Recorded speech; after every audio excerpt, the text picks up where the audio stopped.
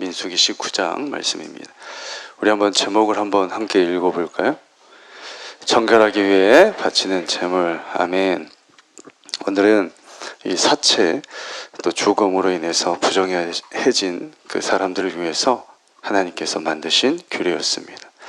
우리가 계속해서 이번 주 봤듯이 이 고라의 또 사람들의 반역, 그래서 많은 사람들이 죽고 또 그 반발이 계속되죠. 그래서 14,000 또 700명의 또 많은 수가 죽고, 계속해서 이 가데스 바네아에서 일어난 하나님에 대한 그 향한 불평과 원망, 그리고 배신으로 이 출애굽 1세대들은 이 60만 이상의 장정들이 40년 동안에 다 죽어가야 했죠. 이 계산해 보면은 대략 매일 80명에서 이 100명 정도가 죽어가는 현실이었습니다.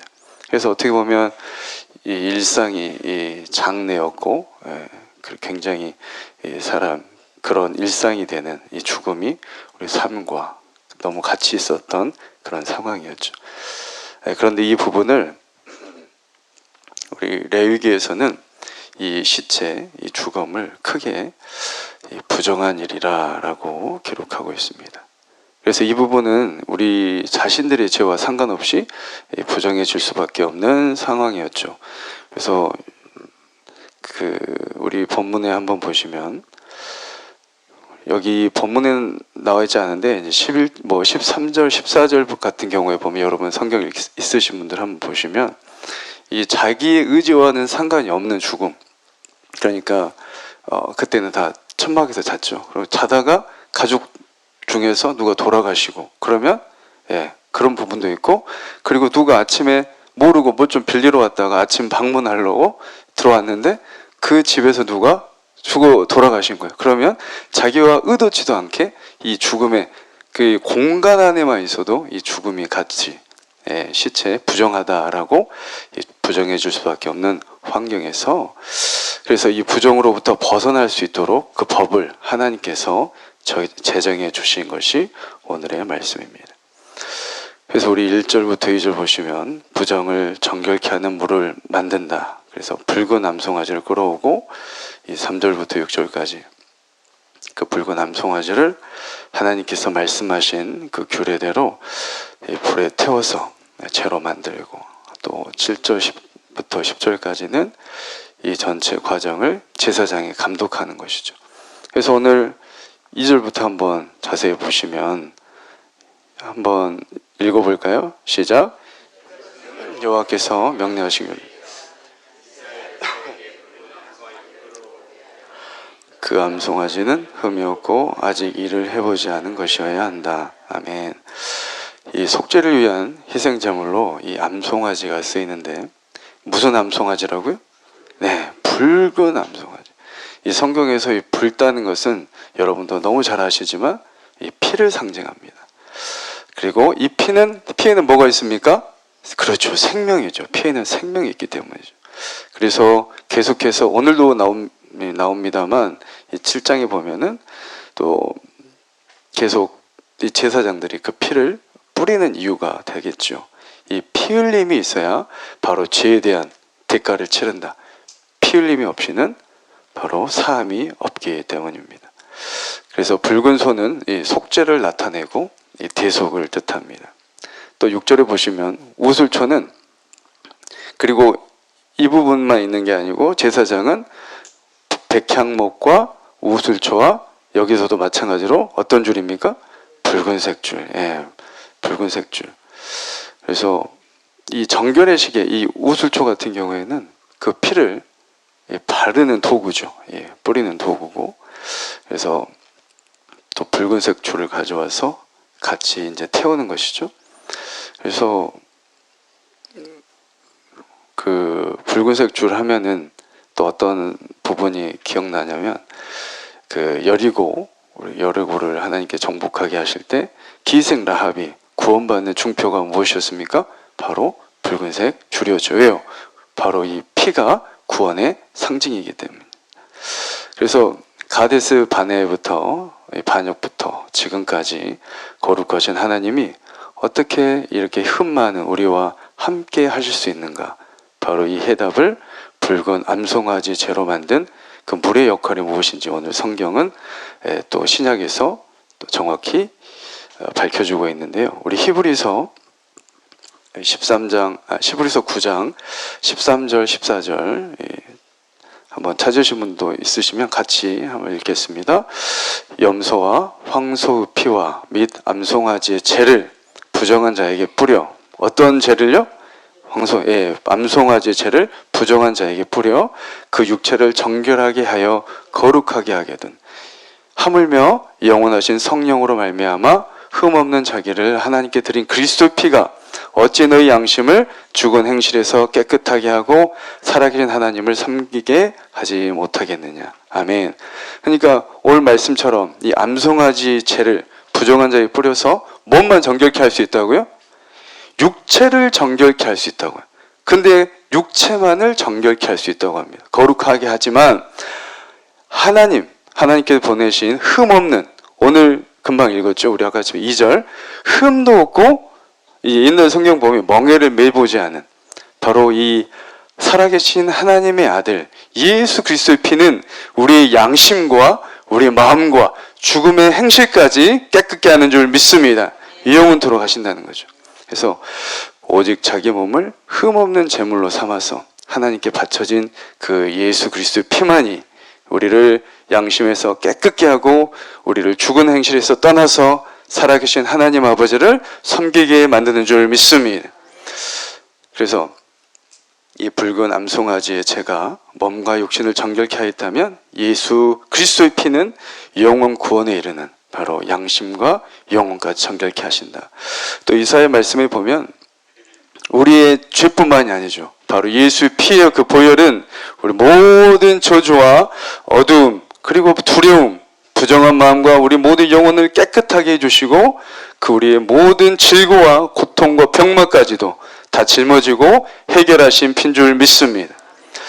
그래서 이 붉은 암송아지는 금방도 얘기했지만 흠이 없고 아직 일을 해보지 않았다. 멍에를 매지 않았다. 이 흠이 없고 그래서 붉은 암송아지는 지금도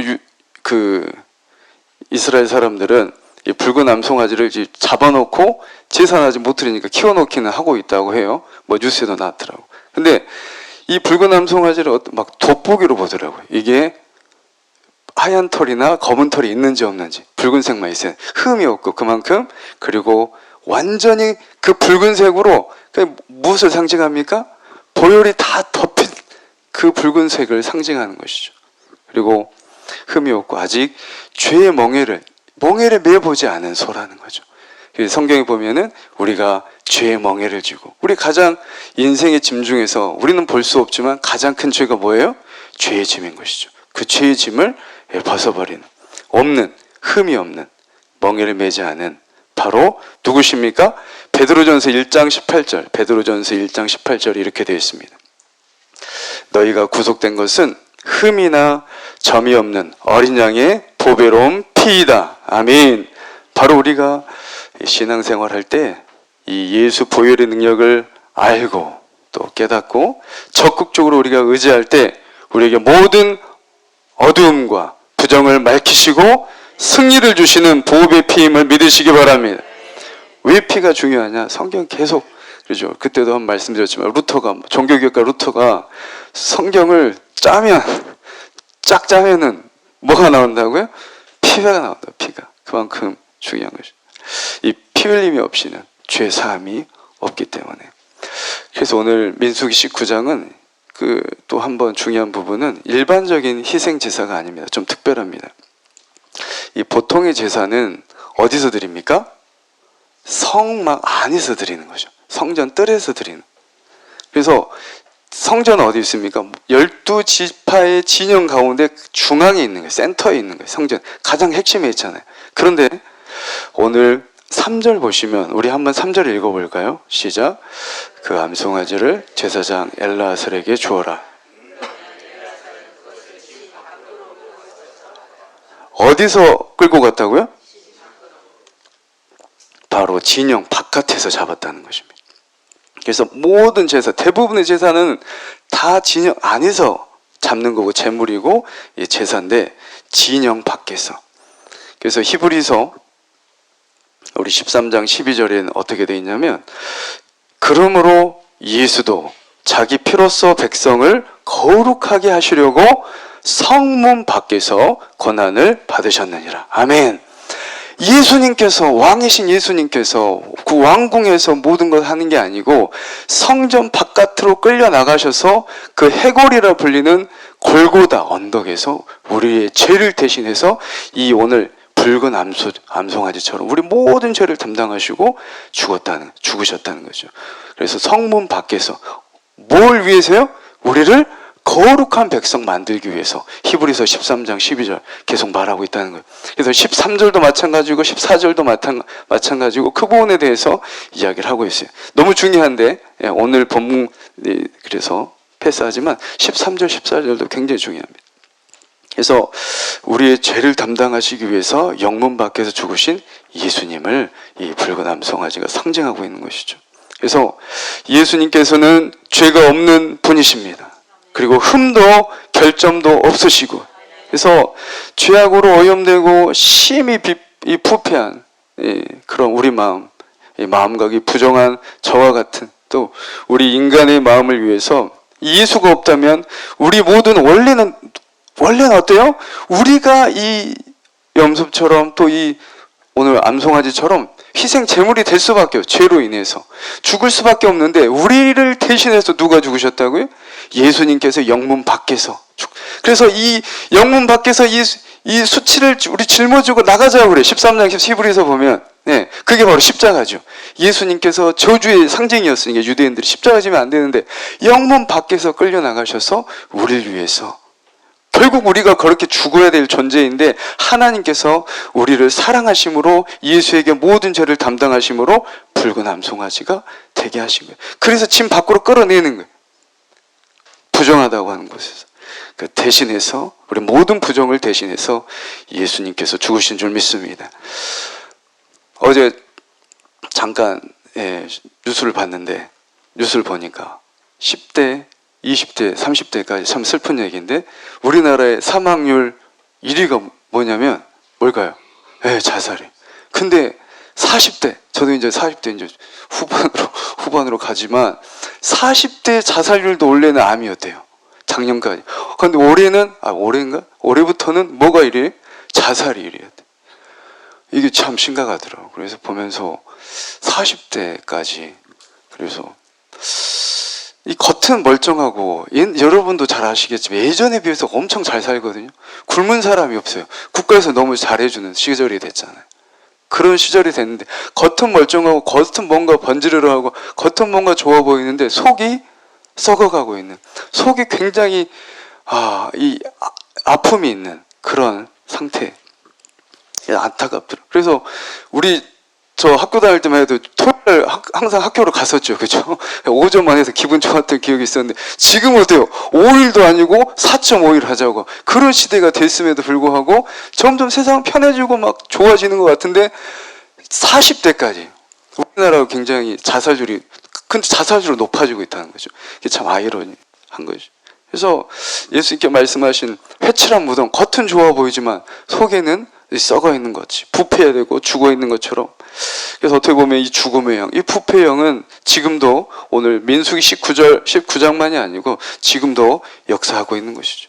내 속에 나도 모르게, 저를 봐도 그래요. 예수 믿고 그러지만 나도 모르게 불평과 원망이, 오늘 민수기에 계속 그걸 보여주잖아요. 어느 순간 나도 모르는데 어떤 영이 들어와서 나를 불평하게 하고 원망하게 하고 공포와 좌절 속에 있게 하는, 속은 썩어가고 부패될 수 있는, 그래서 나도 모르게 나오는 증오, 원망, 비교의식, 낙담, 절망, 이 패배의식과 부정적인 생각으로 이 믿음이 아닌 불신으로 또 가득 차게 만드는 것. 바로 눈에 보이지 않지만 우리가 의도치 않게 보는 게 너무 많아요. 저도 그런 것 같아요. 보다 보면 그렇잖아요. 유튜브나 의도치 않게 죄가 들어와. 또 듣는 것은 어떻습니까? 옛날 라디오밖에 없었는데 지금 어때요? 듣는 게 너무 많아요. 인터넷 홍수 속에서 의도치 않게 죄를 짓게 되는 거예요. 내 생각으로, 마음으로 죄를 짓게 되는 것이죠. 그래서 요즘은 먹고 또 먹을 것도 많고 들을 것도 많고 눈으로 볼 것도 많고 이 부정과 어두움과 죄와 더러운 이 유혹 속에서 우리 생각과 마음이 참 감염될 때가 많다는 것입니다.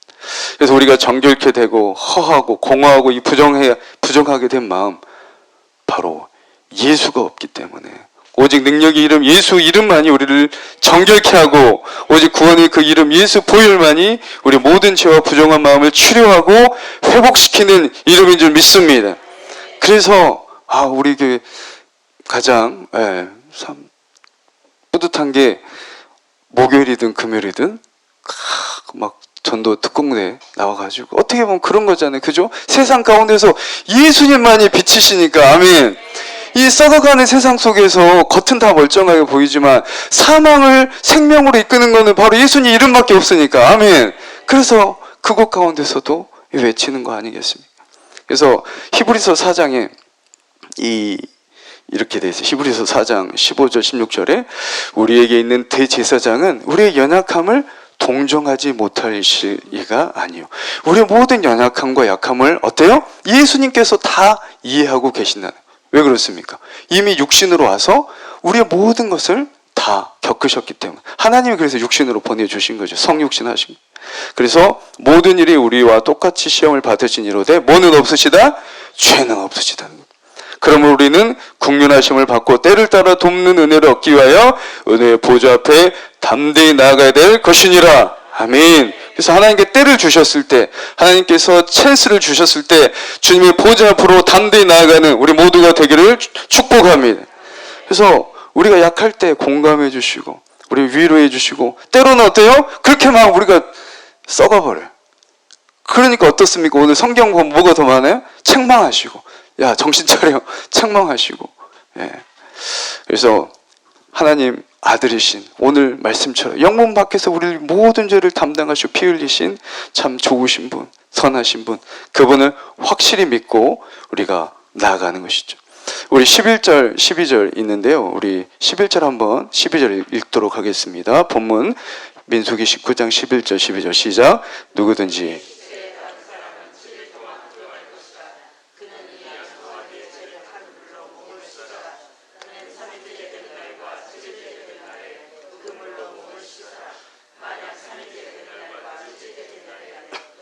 몸을 씻지 않으면 그는 깨끗해질 수 없을 것이다. 아멘.